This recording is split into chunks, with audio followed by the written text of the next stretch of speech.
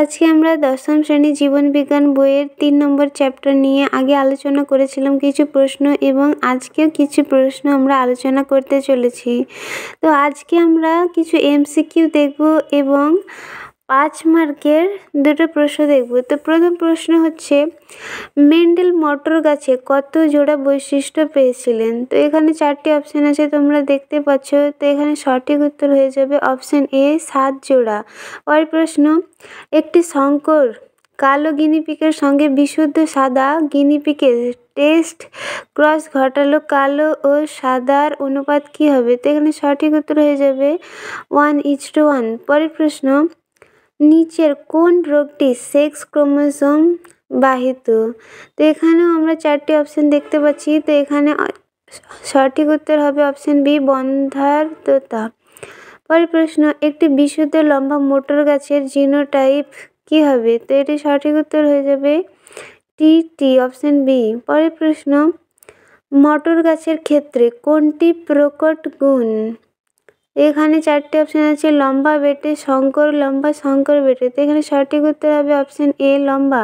পরের প্রশ্ন, অপত্যে যখন প্রকট প্রচ্ছন্ন কোনো গুণই প্রকাশ পায় না এবং অন্তর্বর্তী গুণ প্রকাশিত হয় তখন তাকে কি বলে? এখানে সঠিক উত্তর হয়ে যাবে অপশান সি, অসম্পূর্ণ প্রকটতা। তো আমরা পরের প্রশ্ন দেখব, স্ত্রীলোকের লিঙ্গ নির্ধারক ক্রোমোসোম কোনটি? তো এখানে সঠিক উত্তর হয়ে যাবে অপশান বি, XX। পরের প্রশ্ন, টি জিনোটাইপকে কিভাবে প্রকাশ করা হয়? তো এখানে সঠিক উত্তর হয়ে যাবে অপশান বি, শঙ্কর লম্বা। পরের প্রশ্ন দেখে নেব আমরা, স্ত্রীলোকের লিঙ্গ নির্ধারক ক্রোমোসোম কোনটি? তো আমরা এখানে আগের প্রশ্নতে দেখলাম XX। পরের প্রশ্ন, মেন্ডেলের স্বাধীন সঞ্চারণের সূত্রটি কোন পরীক্ষা থেকে প্রাপ্ত? তো এখানে সঠিক উত্তর হয়ে যাবে দ্বিসংকর জনন। তো আমরা পরের প্রশ্ন দেখব, মেন্ডেলের প্রথম সূত্রটি হলো কি? তো এখানে আমরা 4টে অপশান দেখতে পাচ্ছি। তো এখানে সঠিক উত্তরটি হয়ে যাবে অপশান সি, পৃথক ভবনের সূত্র। পরের প্রশ্ন, পুরুষের সেক্স ক্রোমোসোম কোনটি? তো এখানে সঠিক উত্তর হয়ে যাবে অপশান সি, XY। এরপর আমরা দেখব 5 মার্কের কোয়েশ্চেন। তো এখানে আমি 2টি কোয়েশ্চেন রেখেছি, শেষ অবধি দেখতে থাকো। 1 নম্বর প্রশ্ন, মেন্ডেলের সফলতার কারণ কি? মেন্ডেল তার পরীক্ষার জন্য মটর গাছ কেন বেছে নেন? তো এর উত্তর হলো সাফল্যের কারণ।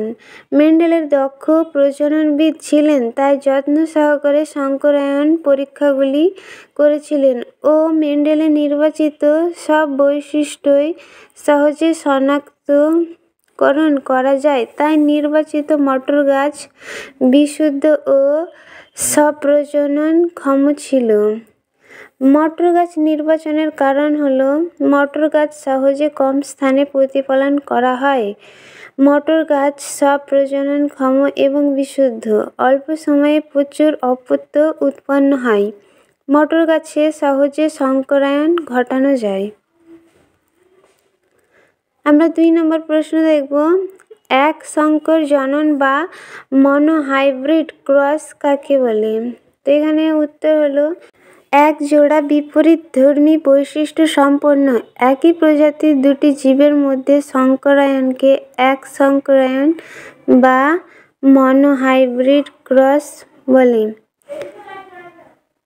মেন্ডেল এক সংকর জনন পরীক্ষার জন্য খাঁটি লম্বা টিটি এবং খাঁটি বেটে টিটি মটর গাছ নিয়েছিলেন। এদের কৃত্রিমভাবে ইতর পরাগযোগ ঘটানোর ফলে উৎপন্ন বীজ থেকে যে গাছগুলি F1 হয় সেগুলি সবই লম্বা বৈশিষ্ট্যযুক্ত, যাদের জিনোটাইপ হলো টিটি এবং F1।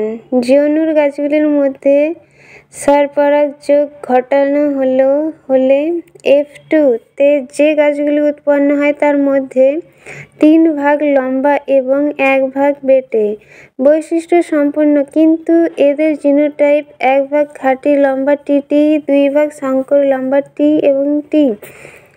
এবং 1 ভাগ বেটে তিতি মটর গাছ দেখা যায়। তো এই চ্যাপ্টারটা এখানেই শেষ করলাম। এখনো অনেক প্রশ্ন রয়েছে, তো আমরা আর আলোচনা করব না। যদি তোমাদের কোনো প্রশ্ন থেকে থাকে তাহলে অবশ্যই কমেন্টে প্রশ্ন তোমরা করতে পারো। তো আমরা নতুন চ্যাপ্টার নিয়ে আলোচনা করব পরের ভিডিওতে। যদি ভালো লেগে থাকে অবশ্যই লাইক, কমেন্ট, সাবস্ক্রাইব করে দিও।